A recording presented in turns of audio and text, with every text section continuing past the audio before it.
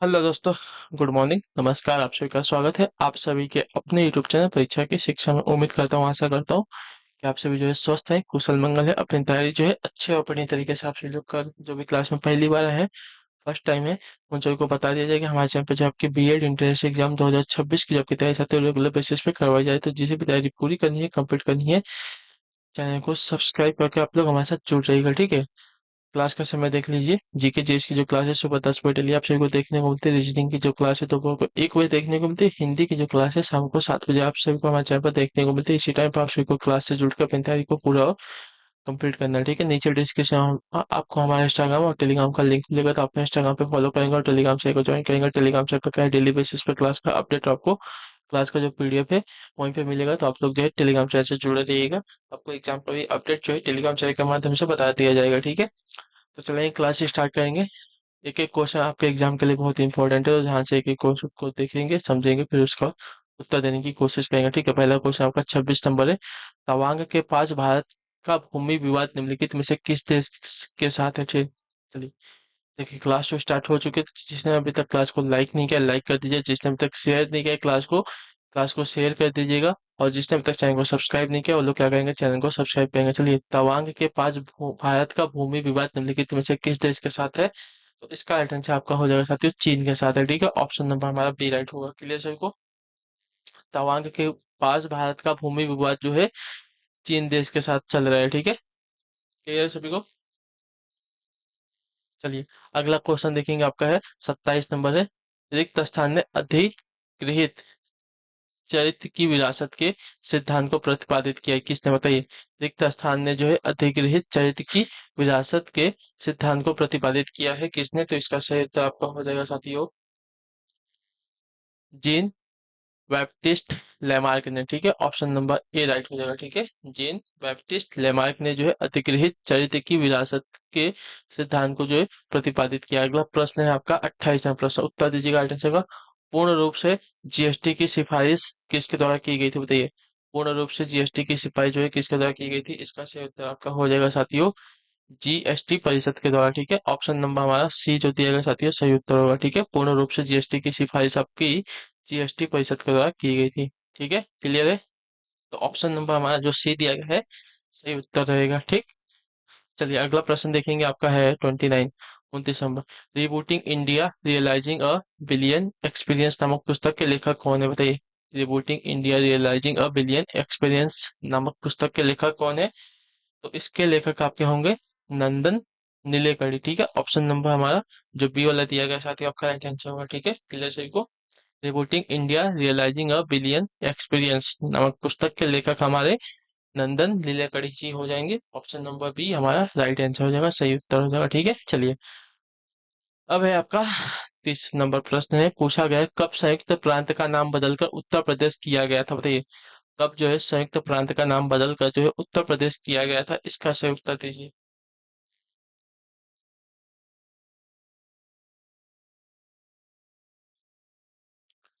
तो देखिए, इसका राइट आंसर आपका हो जाएगा 24 जनवरी 1950 को। ठीक है। ऑप्शन नंबर हमारा बी राइट होगा। ठीक है। संयुक्त प्रांत या यूनाइटेड प्रोविंसेस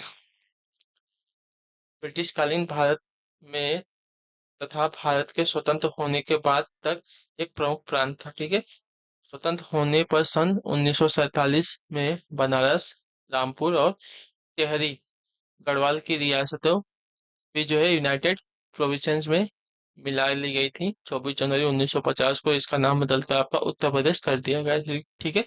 चलिए, अगला प्रश्न है आपका है 31, 31 नंबर। काला नमक चावल की किस्म को एक जिला एक उत्पाद योजना के तहत उत्तर प्रदेश के रिक्तस्थान जिले से उत्पाद के रूप में चुना गया है, किस जिले से? तो इसका राइट आंसर हो जाएगा साथियों, सिद्धार्थनगर जिले से। ठीक है। ऑप्शन नंबर हमारा बी वाला राइट आंसर होगा। ठीक है। नेपाल की अंतर्राष्ट्रीय सीमा से लगे उत्तर प्रदेश के सिद्धार्थनगर में सरकार द्वारा विश्व प्रसिद्ध काला नमक धान की खेती को एक जिला एक उत्पाद योजना के तहत जो है चयनित किए जाने के बाद कृषि विभाग आगामी खरीफ सीजन में इसकी खेती को बढ़ावा देने की तैयारी में लगा है। ठीक है। काला नमक। चलिए, अभी तो धीरे धीरे गोरखपुर में भी इसकी जो है खेती स्टार्ट हो गई है, ठीक है। एशिया में तीसरा सबसे अधिक आबादी वाला देश कौन सा, बताइए। एशिया में तीसरा सबसे अधिक आबादी वाला देश कौन सा है? तो आपका राइट आंसर यहाँ पे क्या हो जाएगा? इराक, बांग्लादेश, जॉर्डन या इंडोनेशिया। तो आपका राइट आंसर हो जाएगा इंडोनेशिया, ठीक है। एशिया में तीसरा सबसे अधिक आबादी वाला देश हमारा जो है इंडोनेशिया हो जाएगा। पहला चीन, दूसरा भारत, तीसरा इंडोनेशिया, ठीक है। चलिए, 33 है, 33वां प्रश्न क्या देगा? निम्नलिखित में से कौन सी मंगोलिया की मुद्रा है, बताइए। निम्नलिखित में से कौन सी जो है मंगोलिया की मुद्रा है? तो मंगोलिया की मुद्रा की अगर बात की जाएगी तो आपका राइट आंसर हो जाएगा मेटिकल हो जाएगा, ठीक है। क्लियर सभी को? मंगोलिया, एक मिनट, मंगोलिया की मुद्रा की बात करेंगे ना। मंगोलिया की मुद्रा आपकी टोगरोग है, ठीक है, टोगरोग है, मेटिकल नहीं है, गलत हो गया। ऑप्शन नंबर हमारा बी राइट हुआ, ठीक है। मंगोलिया की मुद्रा जो है टोगरोग है। क्लियर? चलिए, अगला प्रश्न है आपका 34, 34वां प्रश्न, उत्तर दीजिएगा राइट आंसर। निम्नलिखित में से कौन सी जॉर्डन की राजधानी है, बताइए। जॉर्डन की राजधानी कौन सी? तो जॉर्डन की राजधानी अगर देखी जाएगी तो आपका राइट आंसर होगा अम्मान, ठीक है। ऑप्शन नंबर हमारा डी राइट होगा। क्लियर सभी को? अम्मान जो है जॉर्डन की राजधानी है। ऑप्शन नंबर डी सही उत्तर है। अगला प्रश्न देखेंगे आपका 35, 35 नंबर, निम्न में से कौन सा सही है? सही कौन सा है हमें बताना है, ठीक है।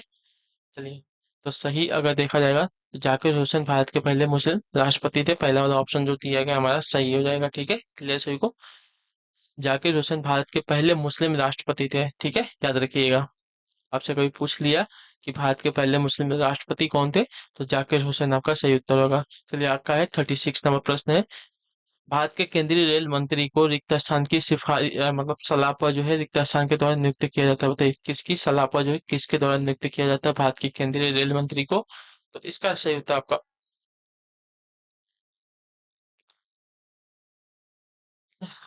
चलिए, इसका सही क्या हो जाएगा? तो इसका सही हो जाएगा साथियों, देखिए, भारत के केंद्रीय रेल मंत्री को जो है प्रधानमंत्री की सलाह पर राष्ट्रपति के द्वारा जो है नियुक्त किया जाता है, याद रखिएगा, ठीक है। तो ऑप्शन नंबर हमारा ये जो दिया गया साथियों आपका सही उत्तर होगा। चलिए, अगला प्रश्न देखेंगे आपका 37, 37 नंबर, निम्नलिखित में से कौन सा सही मिलान है? ठीक है, सही मिलान कौन सा है हमें बताना है।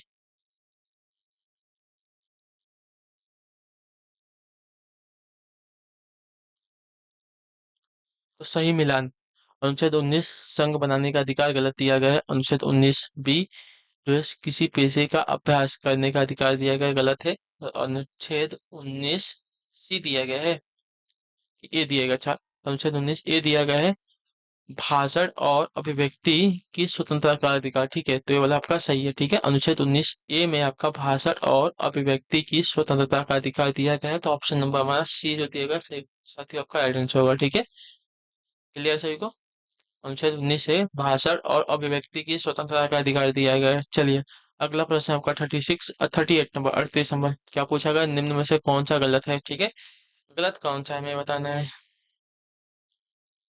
तो चलिए देख लेते हैं, गलत ना, राज्यपाल राष्ट्रपति द्वारा नियुक्त किया जाता है, सही कथन है। राष्ट्रपति के प्रसाद पर्यंत जो है राज्यपाल का कार्यकाल होता है, ये भी सही बात है। राज्यपाल राष्ट्रपति को अपना त्यागपत्र सौंपता है, ये भी सही बात है। लेकिन 30 वर्ष की व्यक्ति आय 30 वर्ष की आयु का व्यक्ति जो है राज्यपाल बन सकता है, आपका गलत है, ठीक है। कम से कम उसकी उम्र जो है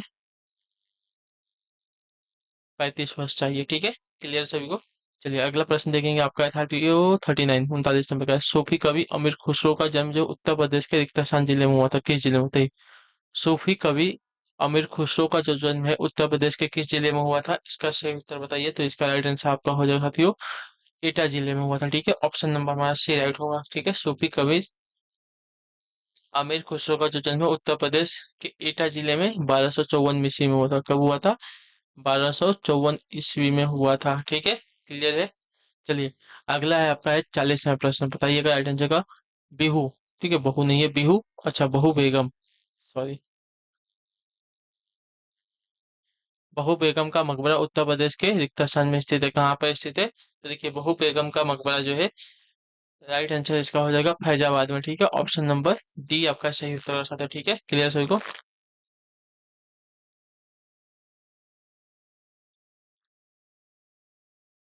बहू बेगम का मकबरा नवाज शुजा उद दौला की अच्छा, शुजा उद दौला ने अपना या बहू बेगम का मकबरा नवाज शुजा उद दौला ने अपनी पत्नी मातुज जोहरा बानो की याद में बनवाया था, ठीक है। चलिए, 41 है, 41 नंबर क्या देगा, निम्नलिखित में से किस प्रसिद्ध भारतीय शास्त्रीय गायिका को उसके शिष्यों द्वारा जो है प्यार से अप्पा जी बुलाया जाता था, बताइए। निम्नलिखित में से किस प्रसिद्ध भारतीय शास्त्रीय गायिका को उसके शिष्यों के द्वारा जो है प्यार से अप्पा जी बुलाया जाता था। तो इसका राइट आंसर आपका हो जाएगा गिरिजा देवी दा, ठीक है। ऑप्शन नंबर हमारा ये राइट हो जाएगा। प्रसिद्ध भारतीय शास्त्रीय गायिका गिरिजा देवी को उनके शिष्यों के द्वारा जो है उन्हें प्यार से अप्पा जी बुलाया जाता था, ठीक है। याद रखेंगे। अगला प्रश्न आपका है 42 42वां प्रश्न क्या देगा, निम्नलिखित में से कौन से सिख गुरु ने 1699 में खालसा पंथ की स्थापना की थी। खालसा निष्ठावान समुदाय है जिसने अपने विश्वास के दृश्य प्रतीकों को पहनते हैं और योद्धाओं की तरह जो है प्रशिक्षित हुआ है। बताइए, कौन से सिख गुरु ने 1699 में खालसा पंथ की स्थापना की थी। खालसा निष्ठावान समुदाय है जिसने अपने शिष्यों के दृश्य प्रतीकों को पहनते हैं और योद्धाओं की तरह जो है प्रशिक्षित किया हुआ है।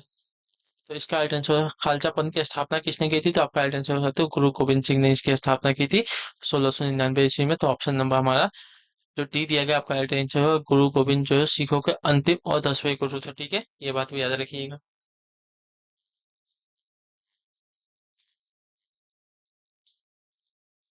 चलिए, अगला प्रश्न आपका है 43 43 नंबर प्रश्न। उत्तर प्रदेश के निम्नलिखित जिलों में से किसकी सीमा नेपाल के साथ लगती है, बताइए। गोरखपुर, महाराजगंज, बलिया या बस्ती। तो इसका राइट आंसर हो जाएगा साथियों गोरखपुर जिले की, ठीक है। ऑप्शन नंबर ए हमारा जो दिएगा आपका राइट आंसर गोरखपुर जिले की जो सीमा है नेपाल के साथ लगती है। अगला प्रश्न है साथियों आपका है 44 नंबर प्रश्न। निम्नलिखित में से कौन सी नदी यमुना नदी की सहायक नदी नहीं है, बताइए। निम्नलिखित में से कौन सी नदी जो है यमुना नदी की सहायक नदी नहीं है, तो इसका राइट आंसर आपका हो जाएगा कल्याणी, ठीक है। ऑप्शन नंबर हमारा डी जो दिया गया साथियों आपका राइट आंसर होगा, कल्याणी जो है यमुना नदी की सहायक नदी नहीं है। यमुना जो है गंगा नदी की सबसे बड़ी सहायक नदी है, ठीक है। क्योंकि इसमें जो है चंबल, सिंह, बेतवा, केन इसकी जो है सहायक नदियां हैं यमुना की, ठीक है। लेकिन कल्याणी जो है यमुना नदी की सहायक नदी नहीं है। और यमुना नदी जो है गंगा नदी की सबसे बड़ी सहायक नदी है, ठीक है। ये बात याद रखेंगे। चलिए, 45 नंबर क्वेश्चन, मृदा जिसमें मुख्य रूप से पोटास की कमी है उत्तर प्रदेश के रिक्तस्थान जिले में पाई जाती है, बताइए किस जिले में पाई जाती है ऐसी मिट्टी जिसमें पोटास की कमी है। तो इसका राइट आंसर आपका हो जाता है जौनपुर जिले में, ठीक है। ऑप्शन नंबर ए राइट होगा।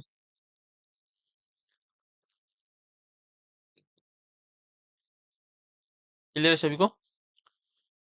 मृदा जिसमें मुख्य रूप से पोटास की कमी है उत्तर प्रदेश के जौनपुर जिले में जो है साथी है पाई जाती है। चलिए, अगले क्वेश्चन को देखेंगे आपका 46 नंबर है। उत्तर प्रदेश का निम्नलिखित में से कौन सा जिला बुंदेलखंड क्षेत्र का हिस्सा है, बताइए। उत्तर प्रदेश का निम्नलिखित में से कौन सा जिला जो है बुंदेलखंड क्षेत्र का हिस्सा है। तो इसका सही उत्तर आपका हो जाएगा साथियों आपका महोबा, ठीक है। ऑप्शन नंबर हमारा सी जो दिएगा आपका राइट आंसर होगा। उत्तर प्रदेश का वो भाग महोबा उत्तर प्रदेश का वो भाग है जो बुंदेलखंड क्षेत्र का हिस्सा है, ठीक है, बुंदेलखंड। चलिए, 47 है, 47 नंबर, अशोक स्तंभ में उत्कीर्ण किए हुए शेर का मुख जिसे भारत सरकार द्वारा जो है राष्ट्रीय प्रतीक के रूप में अपनाया गया है रिक्त स्थान के संग्रहालय में संरक्षित है, किसके संग्रहालय में संरक्षित है। कुशीनगर के, सारनाथ के, कन्नौज के या लुम्बिनी के।